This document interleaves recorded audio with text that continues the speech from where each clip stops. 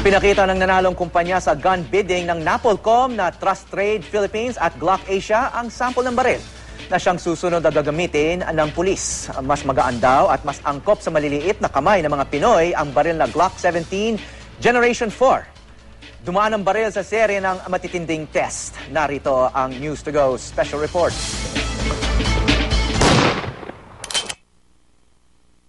Sa ganitong klaseng test, dumadaan ang mga baril na kabilang sa mga pinagpilian ng National Police Commission para sa mga pulis. Dito, tinitiyak kung pasado ang baril sa standards.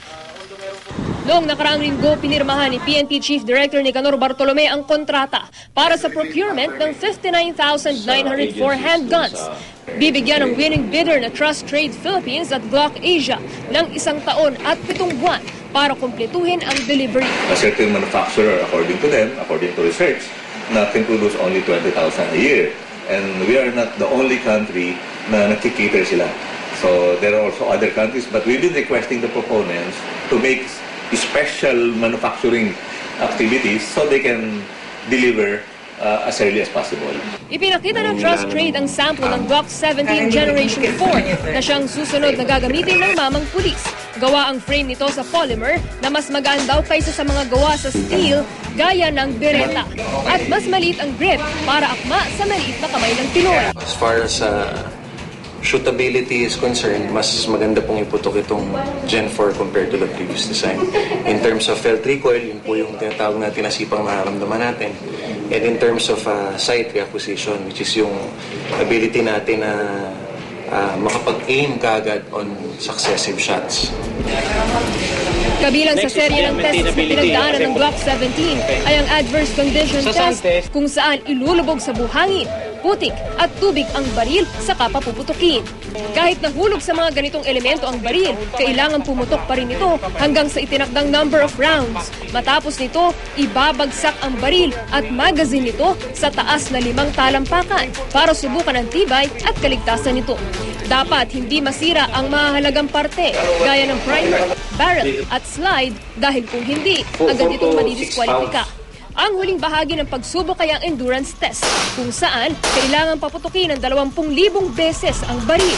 Sa videong ito mula sa pulisya, mismong si PNP Chief Nicanor Bartolome pa ang nagpaputok ng huling 200 round. Sa huli, pumasa ang Glock 17 sa lahat ng 13 test parameters. Nagkaroon man ng aberya, napaka-minor daw ng mga ito at hindi naman critical. At yung iba, may kinalaman pa raw sa human error.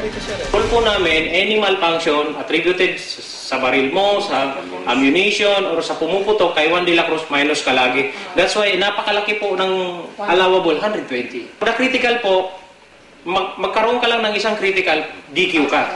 Example ng critical, pag naputol yung firing pin or nakita namin sa visual na may mga major parts doon na yung mga sear na hindi na pwedeng mag-operate. Ang definition po namin doon sa critical is anything that affects the total malfunctioning of the pistol.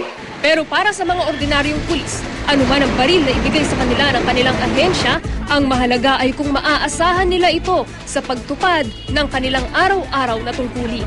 Sa araw-araw mong ginagamit yan, kung masisira yan at hindi ka magkaroon ng service pistol na magagamit, ang ano natin dito, halos araw-araw meron tayo responde araw-araw.